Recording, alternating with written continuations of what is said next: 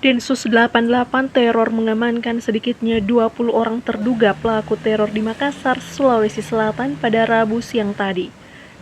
Dari 20 orang itu, 2 diantaranya meninggal dunia setelah tertembak oleh polisi karena mencoba melawan menggunakan senjata tajam dan senapan angin. Terduga kelompok teroris ini merupakan jaringan Jemaah Ansharut Daulah atau JAD yang berafiliasi ke ISIS. Penggerebekan ini terjadi pada Rabu pagi kemarin sekitar 6:10 waktu Indonesia Tengah di perumahan Villa Mutiara, Kecamatan Biringkanaya, Kota Makassar. Hal tersebut mendapat respon dari Gubernur Sulawesi Selatan Nurdin Abdullah. Menurutnya, aparat sudah bekerja dengan baik. Ia juga menambahkan bahwa pemerintah saat ini tengah gencar mengamankan Negara Kesatuan Republik Indonesia atau NKRI dari faham-faham teroris.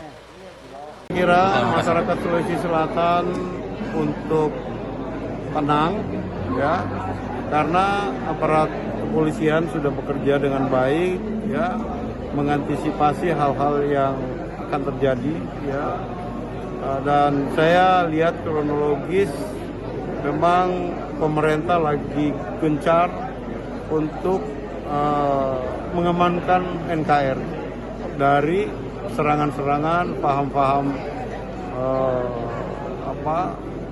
paham-paham teroris, ya.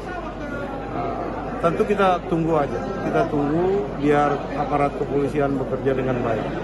Dan saya yakin ini sesuatu hal yang baik yang dilakukan oleh aparat kepolisian. Dari Makassar, Suparman, Fajar.co.id melaporkan.